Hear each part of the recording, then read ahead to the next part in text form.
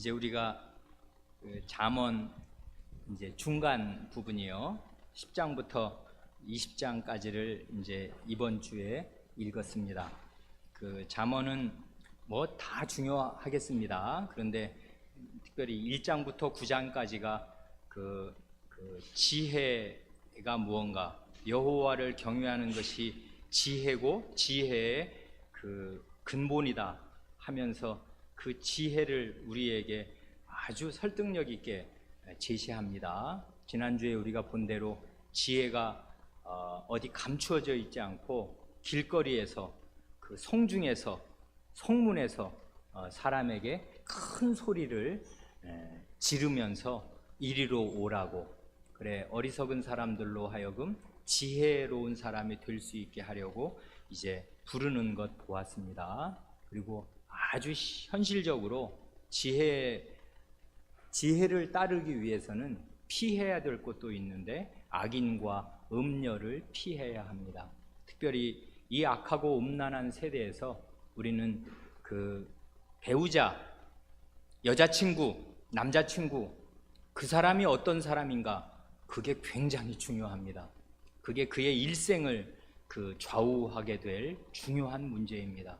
지혜로운 길로, 어리석음을 버리고 지혜로운 길로 갈 것인가, 아니면 정말 점점 더 어리석은 캄캄한 멸망의 길로 갈 것인가, 생명을 잃는 길로 갈 것인가의 결정적인 그 차이가 어디에서 나오냐면 그가 사귀는 사람에게서 나옵니다.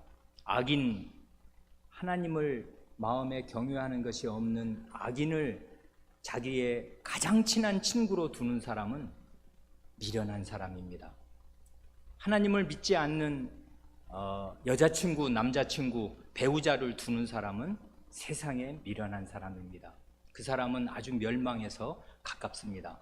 그런 아주 실제적인 교훈을 이 잠언은 우리에게 주고 나서 이제 10장부터 거의 맨 마지막 장까지는 이제 이런 큰 이제 그 기반을 바탕으로 해서 실제적인 지혜들을 이제 쭉 말합니다. 그래, 이건 이제 아주 중요한 말에 대한 거, 언어에 대한 것도 많고요. 부모 자식 간에 어떻게 대해야 되는가도 있고요.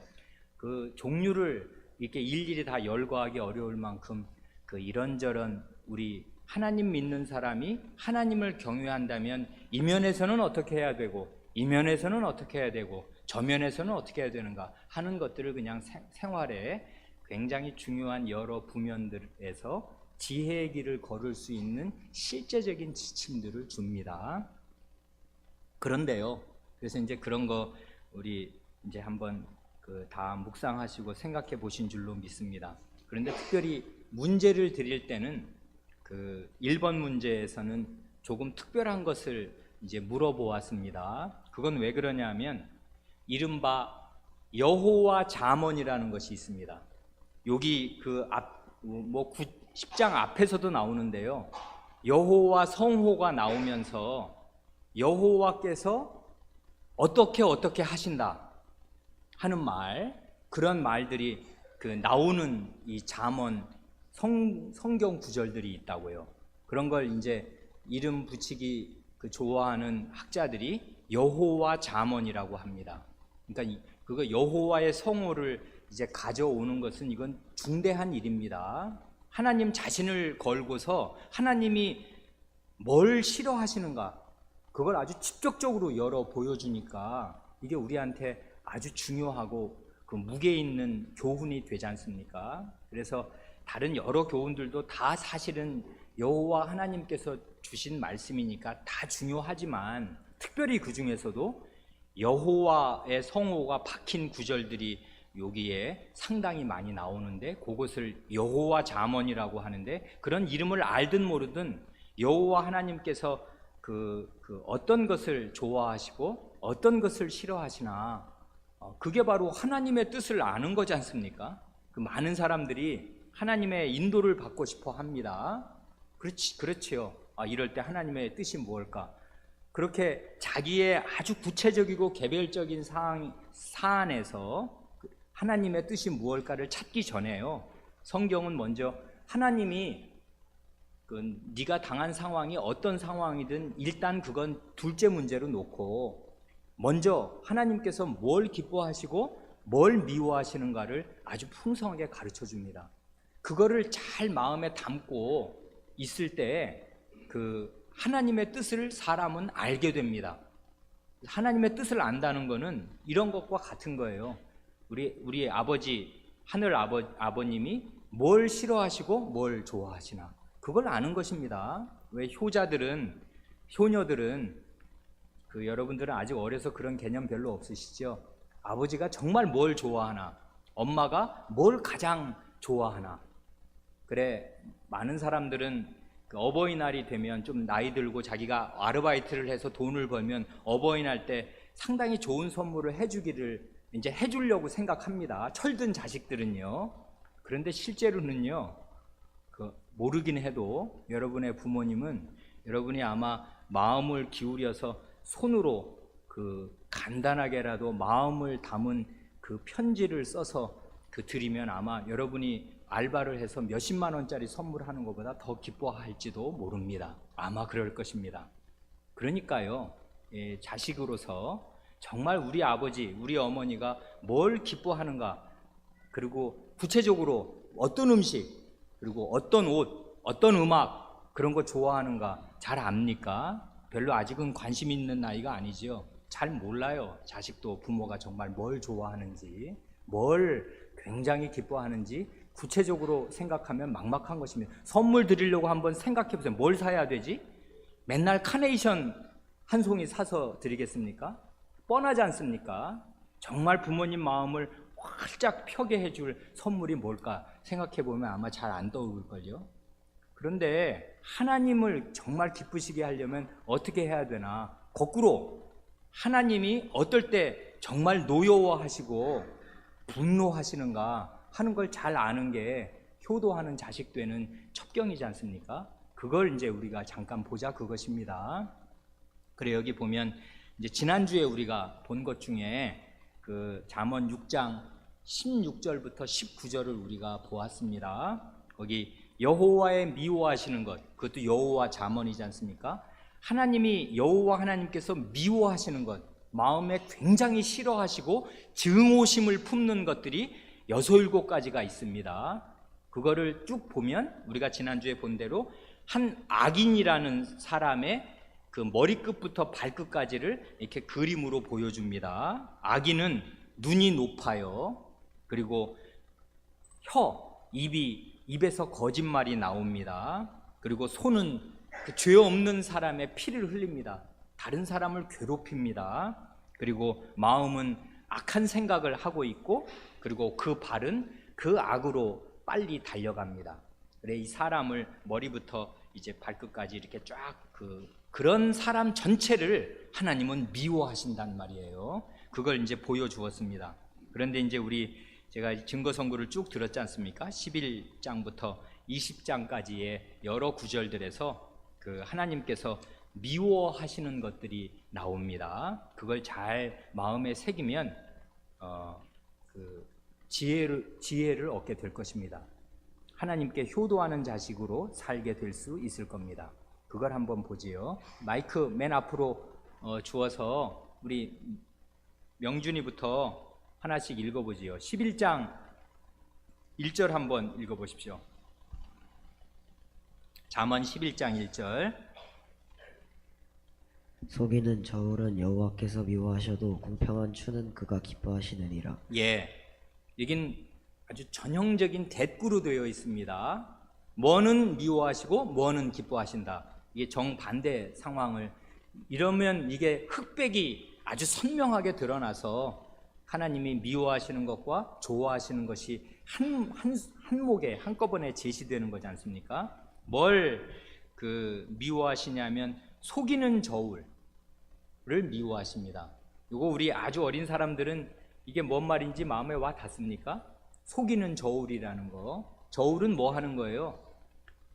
무게를 재는 건데 왜 무게를 재요? 지금 장사하는 것입니다.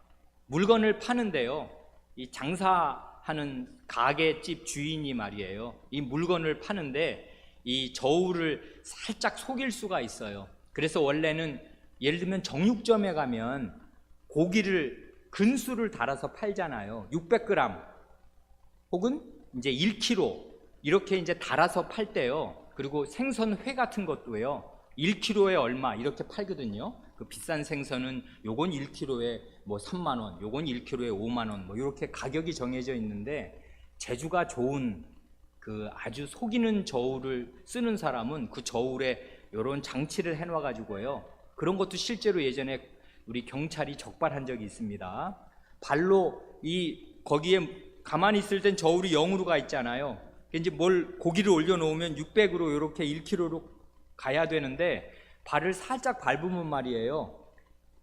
실제로는 1kg를 안 놓는데 이렇게 딱 1kg가 되도록 800g을 놓는데 저울은 1kg로 가도록 조작이 가능하다는 거예요. 그러면 그 사람은 200g을 주인은 버는 것입니다. 그래 놓고 1kg 값을 받는 것입니다. 이럴 수가 있어요. 실제로 그래서 예전부터 이제 장사하는 사람들이 더 많은 이득을 얻으려고 자기 이익을 위해서 다른 사람을 살짝 속이는 거, 그게 바로 속이는 저울입니다. 그래, 이건 뭐 정육점이나 횟집이나 물건 달아서 저울로 파는 그런 것만 아니고요. 뭐 옷을 팔든지 뭘 하든지 다 마찬가지입니다. 그래, 여기 11장 첫 절이 그런데 우리 증거선고로 드린 20장 거기 10절, 20장 23절도 똑같은 얘기를 합니다. 거기 보면 20장 10절은 한결같지 않은 저울추와 말, 이 말은 이 입으로 하는 그 말을 가리키는 게 아니라 되로 주고 말로 받는다 할 때 그건 다 도량형의 단위잖아요. 이제 네모 반듯한 상자처럼 돼 있는 그거보다 더 큰 말, 그거의 10배. 이제 그래서 되와 말, 이걸 말하는 것입니다. 그러니까 한결같지 않은, 누구한테 재든지 딱 그 정량이 나와야 되는데 그걸 자기 이익을 위해서 장사하는 사람이 요 때는 요렇게, 저 때는 저렇게 이렇게 왔다리 갔다리 하도록 재는 것입니다. 그래, 이렇게 그 옛날에 쌀가게에서 쌀을 이렇게 되에 담아서 줄 때도 다 주인은 하는 방법들이 있습니다. 그래서 쌀을 한 주먹이라도 적게 주면 이 사람은, 사는 사람은 한 주먹 손해지만 파는 사람은 한두 사람한테 파는 게 아니니까 나중에 하루가 그렇게 속여서 팔면 이만큼이 그 자기한테 더 이득으로 떨어지는 것입니다. 이런 일들을 합니다. 그러면 어떻습니까? 나는 뭐 장사하는 사람 아니지 않습니까 지금? 그러면 이게 나랑 별로 상관없는 말씀이구나 생각할 수 있는데 안 그렇습니다. 사람이 자기 이익을 위해서 다른 사람을 속이는 일은 이렇게 저울로만 하는 것 아니에요. 어떤 말을 할 때도요, 사실은 자기한테 자기 이익을 밑에 깔고서 그거를 살짝 숨기면서 사실은 자기를 위해서 하는 말이고 자기의 이득을 위해서 말하는 것인데도 마치 상대방을 위해서 내가 해주는 말인 것처럼 사람은 이렇게 교묘하게 자기를 위장해서 속이면서 다른 사람의 이득을 주는 것 같이 말하면서 사실은 그렇게 내 말대로 해주면 내게 이득이 되는 그런 일들을 사람은 어려서부터 굉장히 잘합니다. 부모를 상대할 때도 어린 사람들이 부모를 잘 속입니다. 부모는 대개 속을 때 반 이상은 알고 있습니다. 알면서도 속아줍니다. 그런데 그러면서도 그 자식의 그런 바르지 않은 마음자리를 이렇게 들여다보면서 근심하고 기도합니다. 지금 자식은 뭐 부모를 많이 속이고요. 부모는 많이 속고 사는 것입니다. 자기 자식한테 알면서도 속고 모르면서도 속습니다. 이게 아주 가장 가까운 그리고 가장 은혜를 많이 입은 사람에게도 우리 사람은 이렇게 거짓으로 자기의 이득을 위해서, 자기의 이득이라는 게 뭐예요? 부모는 뭘 하라는 거잖아요. 그런데 그거 할게요, 알았어요, 했어요 하는데 사실은 안 했습니다. 그 시간에 나는 하지 말라는 이 핸드폰 붙들고 이것저것 많이 했거든요. 그런데 말은 했다고 합니다.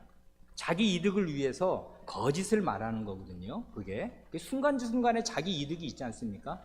혼나기 싫다는 거, 그리고 듣기 싫은 말 듣기 싫다는 거, 이런 그런 자기가 원치 않는 걸 당하지 않는 그런 이익을 위해서 자식은 부모를 많이 속입니다. 친구 간에도 요즘에는 정말 거짓말이에요. 얼마나 많이 학교에서 친구들 간에도 거짓말이 그렇게 돌아다니는지 이루 말할 수 없습니다. 정말 이건 심각한 문제입니다. 이 속이는 거요. 그럴 때마다 하나님은 그 행위와 그 죄를 미워하십니다. 속이는 저울을 하나님은 미워하신다고요. 그러니까 우리는 하나님이 미워하신 일을 하지 말아야 합니다. 이 말, 속이는 저울, 이 말을 보면 노노의 공자가 한 말 한마디가 생각납니다. 결리사의, 견위수명, 이런 말이 있거든요. 결리사의, 결리, 볼견자, 이득이자, 이득을 이로움을 보면 사의, 의로움을 생각하고, 견위, 위태로움을 보면 수명, 목숨을 바친다. 그것입니다. 그러니까 사람답게 살려면 이건 하나님 안 믿는 그 옛날 시대의 공자도 이렇게 말하는 것입니다. 하나님 안 믿는 사람도, 양심적인 사람은 어떤 이득이 자기에게 생기는 걸 보면 아이고 잘 됐네 하고 이렇게 덥석 무는 게 아니라 결리, 이득을 보면, 이로움을 보면 이게 의로운 것인가, 이게 올바른 것인가, 참된 것인가를 먼저 생각하는 것입니다. 이득을 취하기 전에 이게 바른 거야? 내가 먹어도 되는 거야? 이걸 생각하는 것입니다. 그리고 위태로움을 보면 기꺼이 목숨을 던진다. 그런 것입니다. 이 말을 우리들이 아는 안중근 의사 있지 않습니까? 안중근 의사도 이 노노의 이 구절을 굉장히 좋아했던 것 같습니다. 그 사람은 뭐 나라의 위태로움을 보고 목숨을 던진 사람, 의사 아니에요. 그래서 의인열사라고 하잖아요. 그래서 그 양반이 이렇게 붓글씨로 이 결리사의, 견위수명, 이걸 자기 붓글씨로 쓰고 이걸 이제 손가락을 잘라서 이제 거기 지장을 찍은, 이 손바닥 도장을 딱 찍은 그런 붓글씨도 우리에게 남아 있습니다. 결리사의입니다. 이득을 볼 때 의로움을 생각하는 것입니다. 안 믿는 사람도 그럴진데 우리 하나님 백성은 이득 앞에서 이게 올바른 건가, 의로운 건가, 하나님의 뜻에 맞는 건가를 생각하여야 합니다. 그러고요, 이렇게 이제 일일이 잘 보자면 시간이 너무 많이 가서 한도 끝도 없을 것입니다. 11장 20절 한번 보지요. 그 옆에 지혜가 11장 20절 읽어보십시오. 마음이 굽은 자는 여호와께 미움을 받아도 행위가 온전한 자는 그의 기뻐하심을 받느니라. 예, 고기 하고요. 한 장 더 넘겨서요. 12장 22절을 우리 마저 읽어보십시오. 거짓 입술은 여호와께 미움을 받아도 진실하게 행하는 자는 그의 기뻐하심을 받느니라. 예, 이거 지금 11장부터 12장 계속 지금 완연한 대꾸로 되어 있지요.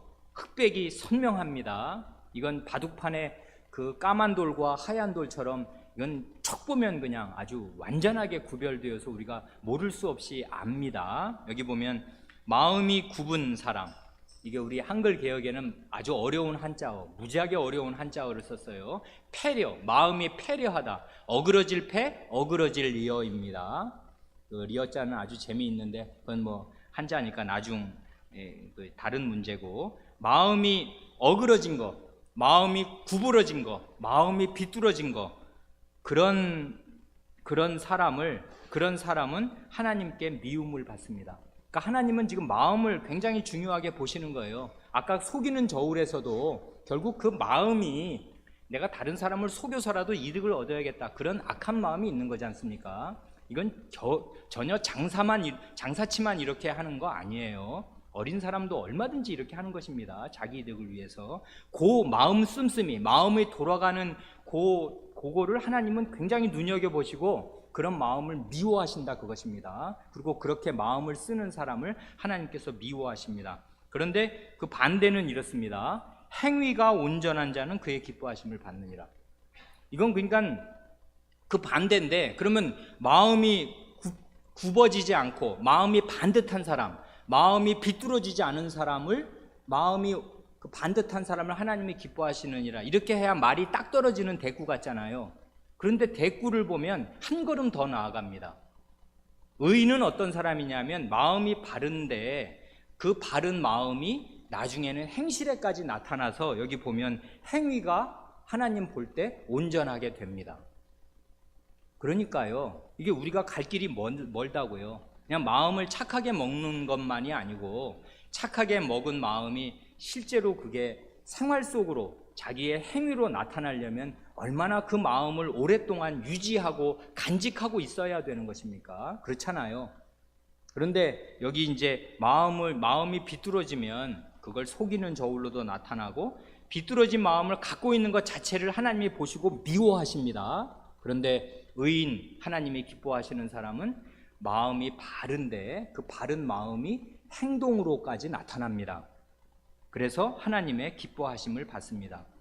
그 다음 12장 22절 읽었잖아요. 그것도 아주 비슷해요. 가만히 생각하면 거짓 입술은 여호와께 미움을 받습니다. 이건 앞에랑 아주 비슷한 거죠. 거짓말을 하는 거, 혀나 그 입으로 거짓말을 할 때마다 하나님께서는 미워하십니다. 그래 우리 믿는 사람들은요, 농담이라도 거짓을 섞어서, 그러니까 과장적으로 농담을 하는 것도 주의하면 참 좋습니다. 이게 왜 그러냐면 하나님이 뭘 미워하시는가를 아니까 자기 그 말을 주의하게 되는 거예요. 그래서 농담도 거짓말을 섞어서 하지 않습니다. 우리가 왜 흔히 하는 그 화이트 라이라는 거 있잖아요. 악의 없이 하는 거짓말들, 농담으로 하는 거짓말도 있잖아요. 뭐 이렇게 숨겨놓고 내가 다 먹었어 뭐 이렇게 하는 거, 실제로는 여기 있는데 아이 놀려주려고 그의 과자를 이렇게 해놓고 내가 다 먹었다. 그건 사실은 농담으로 하는 거짓말인데요, 믿는 사람은 어떤 경우에도 거짓말을 하지 않기를 힘씁니다. 그러니까 그런 농담 안 해도 됩니다. 다른 식으로 다른 사람에게 이렇게 그 즐거움을 줄 수 있는 유머가 얼마든지 있으니까 농담이라도 우리는 거짓말을 하지 않기를 힘쓴다고요. 이게 언어에 대해서 하나님의 뜻을 자꾸자꾸 배울수록 사람은 말을 조심하게 되는데 특별히 농담이라도 거짓말을 하지 않기를 힘쓰게 됩니다. 그런 거짓 입술은 하나님께서 미워하십니다. 하나님이 거짓말을 굉장히 미워하셔요. 그 10마디 말씀 중에 거짓 증거하지 말라는 말씀이 있지 않습니까? 그건 1차적으로는 법정에서의 거짓 증언을 가리키는 말씀이지만 그럼 법정에서는 거짓말하면 안 되고 생활에서는 거짓말해도 된다는 것입니까? 아닙니다. 그게 거짓말을 하나님이 미워하셔서 10마디 말씀, 그 영원한 계명 가운데에도 박아 넣으실 만큼 하나님이 거짓말을 싫어하셔요. 왜 그래요? 하나님은 마음이 진실하신 분이기 때문에 그렇습니다. 하나님은 모든 거짓말을 미워하시고 모든 거짓말은 사탄적인 것입니다. 사탄이 거짓말로 사람을 망하게 했고 죽음에 떨어뜨리고 오늘의 이 모든 이 세계의 비극을 다 가져왔습니다. 거짓말로. 그러니 하나님이 거짓말을 얼마나 미워하시겠어요? 사탄 미워하시듯이 거짓말을 미워하십니다. 그러니까 신자는 어떤 거짓말도 하지 말아야 해요. 그 어린 사람들, 여러분들 지금 얼마나 많은 거짓말이 많이 하고 사는지 제가 그렇게 충분히 예상할 수 있습니다. 그런 거짓말, 어리면 어린 대로 하나님이 미워하십니다. 사탄 보듯이 대하신다고요. 그러니까 모든 거짓말을 우리는 버려야 되는데 여기 보면 희한합니다. 거짓 입술은 하나님께 미움을 받는데 그 다음은 똑같지 않습니까? 진실이 행하는 자는 하나님의 기뻐하심을 받습니다. 그러니까 이건 말만 바르게 하는 거를 넘어서 그의 마음이 바르고 바른 말을 하면서 행동이 바른 거, 이걸 하나님이 기뻐하셔요. 그러니까 이렇게 가려면 얼마나 많은 참으로 진리로 마음과 입술이 무장이 되어야 그가 진실하게 행하게 되는 것입니까? 이건 간단한 대꾸지만 우리에게 참 우리의 그 굉장한 과제를 보여줍니다. 이게 평생의 과제라고요. 자기 입을 잘 지키면서 진실하게 행할 수 있게 되는 거, 이건 굉장한 큰 덩어리의 과제지 않습니까? 이런 길로 자꾸 가라는 것입니다. 그 다음 이제 그 15장 8절 9절을 한번 읽어보죠. 뒤에 그 마이크 뒤로 주어서 하겸이가 15장 8절 9절 한번 읽어보십시오.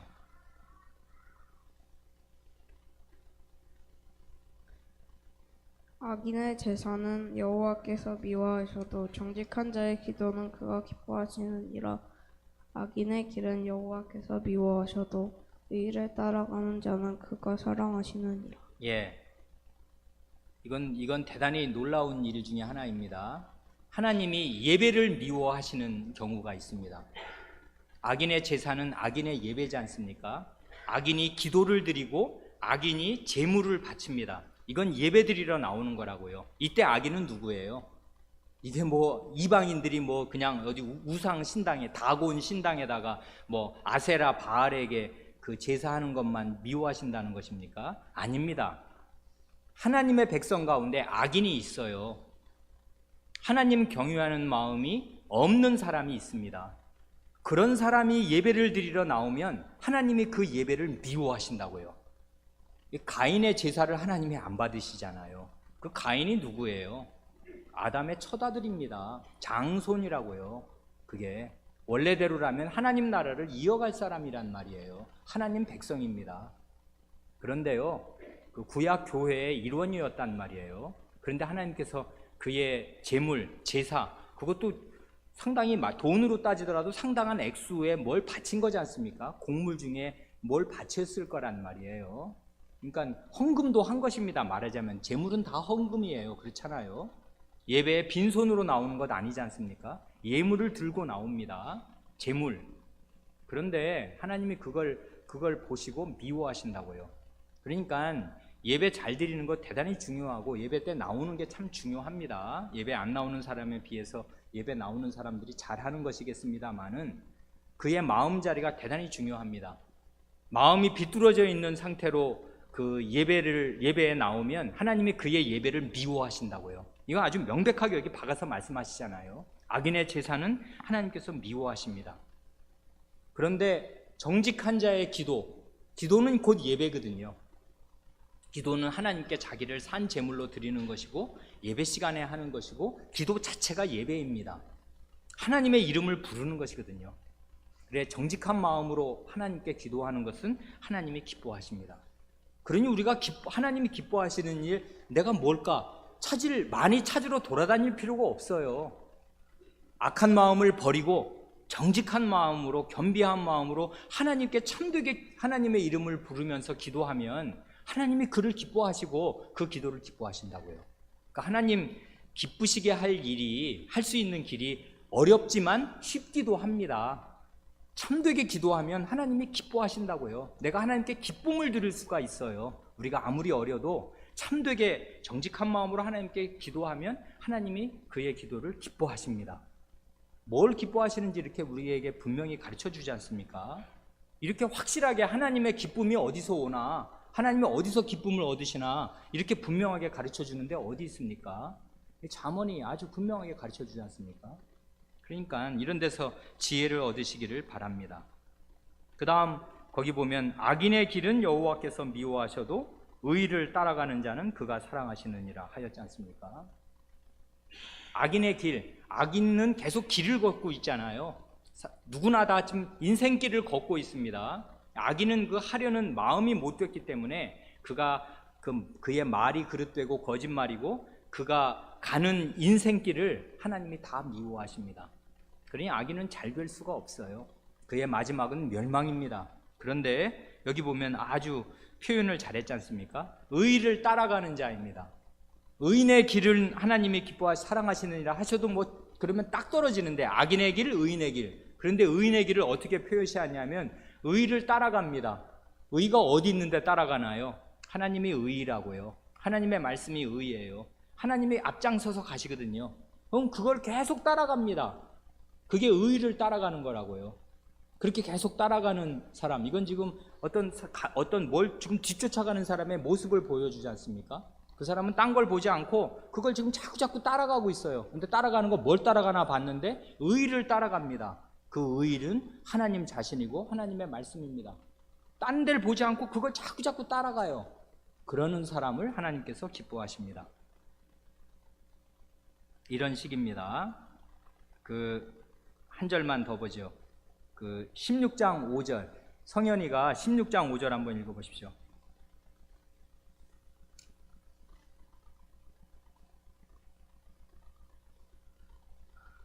무른 마음이 교만한 자를 여호와께서 미워하시나니 피차 손을 잡을지라도 벌을 면치 못하리라. 예, 이건 아주 잠언에서 굉장히 주요하게 가르치는 것 중에 하나입니다. 무릇이라는 말은 모든 사람 이런 뜻입니다. 언제든지 마음이 교만한 모든 자를 여호와께서 미워하십니다. 아까 거짓말을 싫어하실 때 사탄이 거짓말의 원흉이고 거짓말로 사람과 온 인류와 이 세상을 다 망가뜨렸기 때문에 하나님이 그 사탄적인 거짓말을, 모든 거짓말은 다 사탄적이어서 사탄 보듯이 하나님이 거짓말을 미워하시는데요, 사탄이 그렇게 거짓말을 하게 된 가장 중요한 원인은 그의 마음의 교만 때문일 것입니다. 자기 위치를 모르고 하나님처럼 되려는 마음. 사탄은 하나님 밑에 있어서 하나님께 경배를 드려야 되는데 자기가 경배를 받으려는 그런 마음을 품었습니다. 자기 분량 이상의 것을 생각한 거예요. 그게 교만이거든요. 분수를 모르는 것, 그게 교만입니다. 하나님께서 두신 자기 자리가 불만스러운 거, 그래 원망이 사실은 교만하고 완전히 닿아 있어요. 불평과 원망은 하나님께서 자기에게 두신 자리를 싫어하고 불만스러워하고 나는 그거보다 더 나은 대우를 받을 자격이 있는데 왜 내게 이것밖에 안 주어? 기분 나쁘다 이거. 이렇게 하는 게 교만입니다. 사탄의 거짓말은 교만에서 시작되었습니다. 자기 분수 이상의 것을 그는 얻으려고 하였습니다. 그런데요, 우리 신자도 많은 경우 이렇지 않습니까? 아니 왜 이렇게 날씨가 더워? 짜증난다. 막 불평을 쏟아냅니다. 하나님이 우리를 이런 자리에 두셨어요. 어느 때는 정말 작년에 여름에 엄청 더웠지 않습니까? 올해도 아마 더울 것 같습니다. 하나님이 우리를 이런 자리에 두십니다.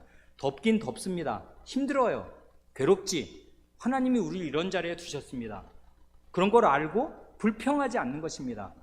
그게 교만하지 않은 거라고요. 근데 우리는 늘 에어컨 나오고 예를 들면 봄, 가을 같은 이런 날씨 속에서 1년 365일 60년, 80년을 늘 살아야 되는 사람입니까? 그걸 누가 정해주는데요? 하나님이 정해주신다고요. 하나님이 정해주신 분수 안에서 이걸 족하게 여기고 그걸 잘 받아들이는 거, 이게 겸손한 거라고요. 근데 교만한 사람은 결코 그렇게 생각하지 않습니다. 자기는 그 이상을 받을 가치가 있는 존재로 여겨요. 그리고 많은 경우에 자기가 하나님입니다. 자기가 이런저런 걸 다 판단한다고요. 그런 걸 하나님은 대단히 미워하십니다. 그래, 교만은요 모든 죄의 원흉입니다. 그때 교만은 자기 잘난 체 하는 거, 이것만을 말하는 거 아니에요. 하나님께서 주신 그 자리를, 그게 자기에게 복과 심지어는 그게 징계일지라도요, 하나님이 그의 회개를 받으시고 그를 참되게 복 주시려고 그를 그만큼 낮추신 것입니다. 그러면 징계 가운데 있고 가난과 병 가운데 큰 불행 가운데 있을 때에도 이걸 하나님의 주신, 말하자면 내게 손으로 누르시는 것으로 받는 것입니다. 그게 그의 겸손이라고요. 그런 자리를 못 견뎌하는 거, 그게 그의 교만이라고요. 이런 교만에서 모든 악이 쏟아져 나오는 것이에요. 원망과 불평이며 불신이 쏟아져 나옵니다.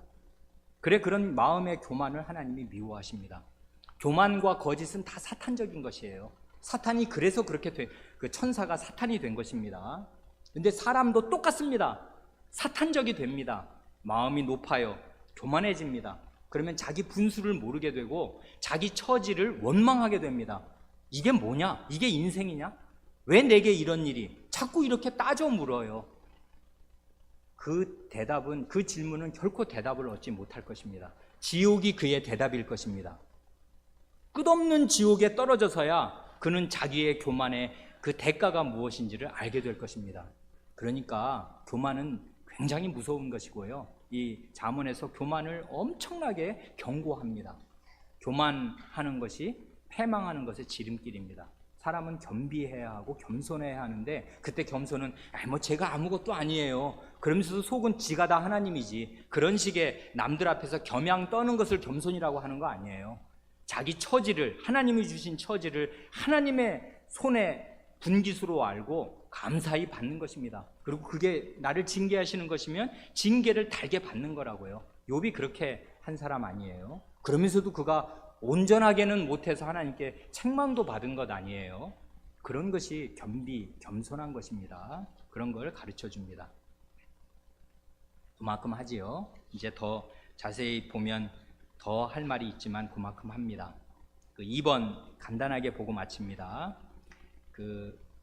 이 10장에서 20장 11장 가운데에서 자기 자신에게 가장 큰 교훈이 되는 구절 한 구절만 적고 이유를 말씀해 보시라 하였습니다. 이건 사람마다 다를 수 있지 않습니까? 그러니까 무슨 구절이든지 이제 이걸 찾으려면 어느 구절이야 정말 어느 구절이 내게 가장 이 현실에 와닿아 하고서 11장을 부지런히 살피셨겠습니다. 그러셔서 어느 한 구절을 잘 찾으시면 그게 그에게는 하나님의 말씀입니다. 저는 이 구절을 보고 싶습니다. 요즘에 최근에 이런 일이 있었거든요. 자녀 체벌이 이제 법으로 곧 금지될 것 같습니다. 어떤 경우에도 자녀를 때리면 안 되도록 나라에서 법으로 아마 이제 점점 규칙이 강화되어서 선진국엔 그런 경우도 있는데요. 그래서 예를 들면은 종아리를 회초리로 때려서 멍이 들면은 경찰에 신고할 수 있고 그러면 부모가 경찰서에 잡혀갈 수도 있는 아마 우리나라도 인권 의식이 향상되면서 점점 아마 그런 방향으로 가고 이 최초의 걸음이 이제 바로 얼마 전에 지난달에 5월 달인가 4월 달에 이제 그런 법 제정 움직임이 시작이 된 듯합니다. 그래서 특별히 13장 24절 말씀을 함께 교우들과 보고 싶습니다. 13장 24절은요. 초다를 참아 못하는 자는 그 자식을 미워함이라 자식을 사랑하는 자는 근실이 징계하느니라 합니다. 초달이라는 말은 어렵잖아요. 이건 회초리를 말하는 것입니다. 지도 편달 바랍니다 할 때 그 편자는 가죽으로 때리는 거고 달자는 이제 막대기 같은 걸로 때리는 거지 않습니까? 그러니까 이제 초달이라는 건 그것입니다. 회초리로 종아리를 때리든 손바닥을 때리든 자녀를 회초리로 때리는 거. 그래서 이제 우리 개정개혁에는 매를 아끼는 자는 이렇게 번역했잖아요. 좋습니다. 매를 아껴 초달을 회초리를 참아 못 내려치는 자는 그런 부모는 어떤 사람이냐면 자식을 미워하는 부모라 그랬습니다. 여기 미움과 사랑이 아주 대조되지 않습니까? 그러니까 잠언은 아주 분명하게 교훈을 제시하려고 이런 대조법을 씁니다. 대꾸로 자식을 사랑하는 사람은 근실이 징계한다 합니다. 그러니까요, 대한민국의 법이, 미국의 법이, 인권이 발달한 어떤 나라의 법이 무엇을 범법으로 정하든 하나님의 말씀은 태초 이래로 서 있습니다. 부모는 체벌권을 가졌습니다. 자식을 때릴 수 있습니다. 그것이 자식을 사랑하는 길이기도 합니다. 물론 이제 이런 체벌권을 행사한 부모로서 저는 대단히 이 말씀 앞에 부끄럽습니다. 부모가 자기 자식을 때릴 때, 그럴 때 많은 경우에 부모는 선을 넘습니다. 자기의 분노가 사랑을 넘은 분노가 섞여 있어요. 그렇게 되면 그게 죄를 짓는 것이 됩니다. 자녀에게도 하나님께도 죄를 짓는 것이 돼요. 그래서 자녀의 인격을 상처를 주는 그런 일이 됩니다. 그러지 않도록 부모는 매를 들기 전에 아마 10번은 생각하는 것이 좋을 것입니다. 그리고 이것은 마지막 수단입니다. 그것입니다. 그런데 이 체벌권은요, 문명 국가에서는 없는 것이에요. 옛날에는 우리 조선시대 때 곤장을 때렸지 않습니까? 사람을 눕혀놓고 직접 육체의 형벌을 가하는 거. 이런 일은 지금은 야만 국가에서나 있는 것이고 고대 국가에서나 있는 것입니다. 문명 국가에서는 신체에 직접적인 위해를 가하지 않아요. 몸을 때리거나 그러지 않습니다. 그런데 부모에게는 이런 야만적인 일종의 폭력이지 않습니까? 자식을 때린다는 거. 이것을 하나님께서 허락하십니다. 그러니까 부모는 굉장한 존재입니다. 다른 사람의 육체를 때릴 수 있는 존재라고요. 부모의 권한은 막강한 것입니다. 하나님이 이런 굉장한 자리에 부모를 두셨습니다. 그러니까 이 권한이 막강하면 책임도 엄청난 것이지 않습니까? 그러니까 부모는 자식을 때릴 때 이게 내가 어쩔 수 없는 오갈 데 없는 죄인인데 이 오갈 데 없는 죄인이 죄인의 분노를 이 의지가지 없는 어린 사람에게 쏟는 것이 아닌가를 반성하고 또 반성해야 마땅합니다. 그러나 자식이 정말로 잘못됐을 때, 그리고 이 일 외에는 이 사람에게 그 정신을 차리게 할 방법이 없다고 주님 앞에서 기도하고 확신하게 된 때에는 때려야 합니다. 특별히 어렸을 때. 그래서 그의 미련한 것, 그 그릇된 길로 가려는 것을 딱 고쳐놓아야 됩니다. 그때 고쳐놓지 못하면 나중에 중학생이 되고 고등학생이 되고 대학생이 되면 손댈 수 없게 될 것입니다. 그때는 매가 통하지 않습니다. 때릴 수도 없고요. 그러니까 이 세상 법이 뭐라고 말하든 하나님의 말씀이 이렇게 살아 있습니다. 기도드리겠습니다.